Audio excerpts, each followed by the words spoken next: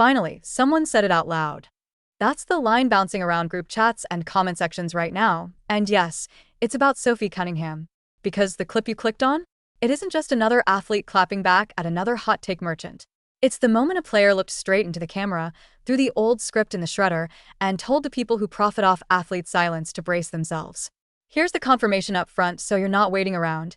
Sophie confronted Skip Bayless, dismantled his clout-chasing narrative using his own metrics against him, and then shifted the spotlight from one pundit to something much bigger: officiating, protection, and power inside the WNBA.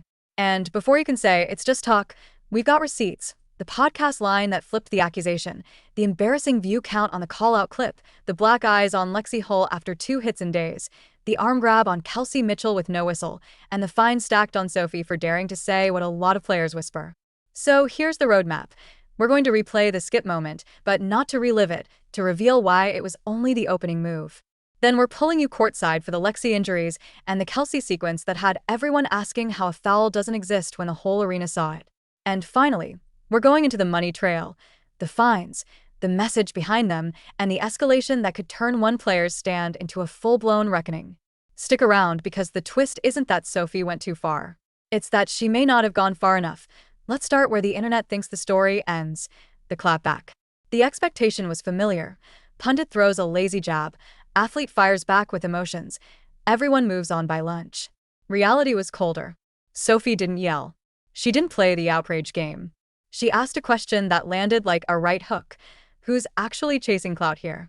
Because if your headline needs my name to get clicks, then what are we really doing? That's not anger. That's diagnosis. And then came the quick proof that emptied the room. The clip where he labeled her a clout chaser? Barely a few dozen views. 36. Not 36,000. 36. If a media titan swings a sledgehammer and the building doesn't even rattle, was it a swing or a sigh? That's why her tone mattered.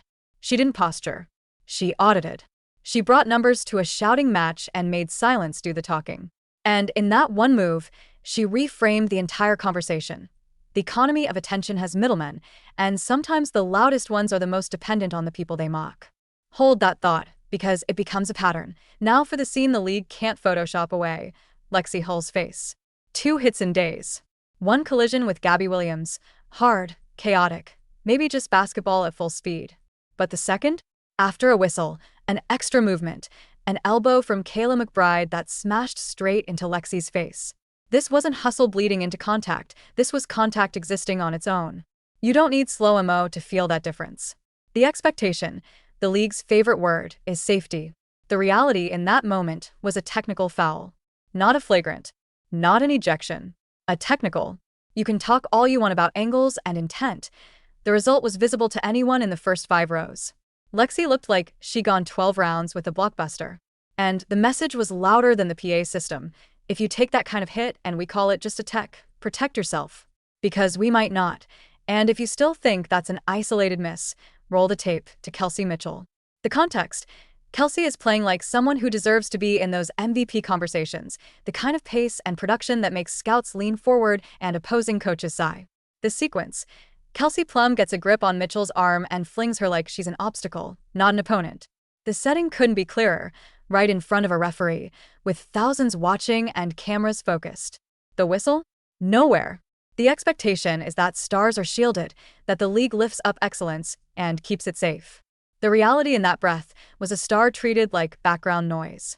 And when that happens repeatedly, to Lexi, to Kelsey, to anyone, the question stops being, how did you miss that?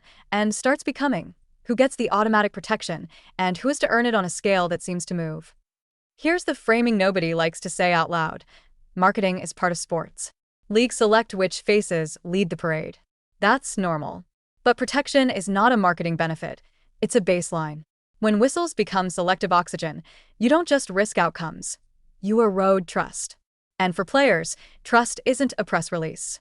It's the difference between driving in the lane and wondering whether the help side is a defender or a decision tree of, do I want this bruise with no call attached?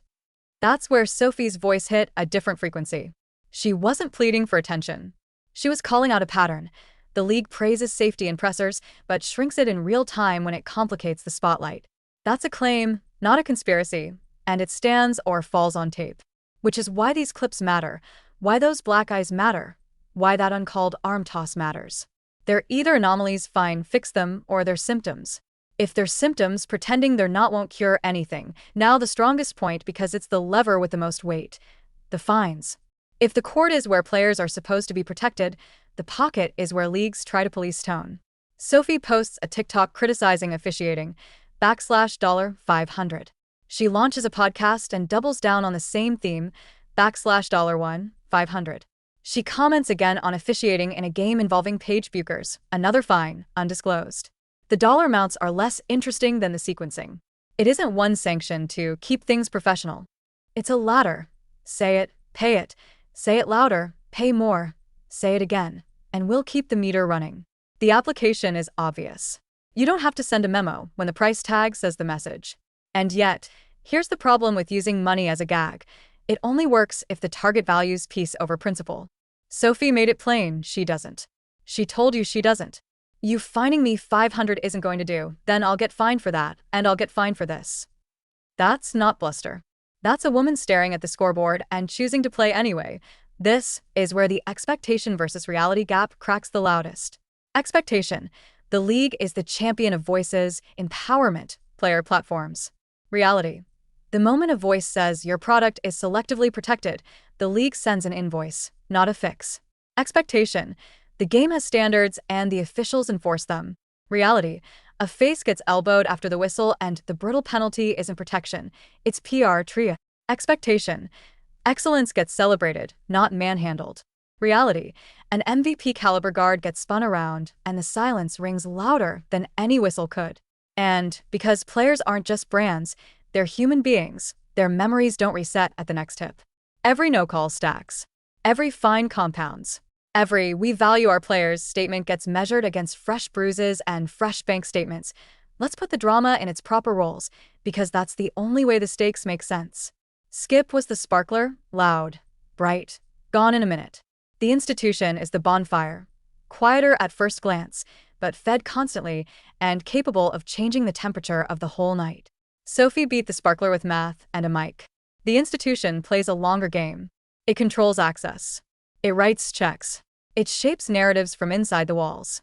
So when Sophie keeps talking, the question becomes strategic, not personal. What does the league do next? Raise the fines to 5 figures? Drop the suspension under the banner of conduct detrimental? Call it protecting the brand? And if they do, what happens to the brand when the punishment eclipses the problem?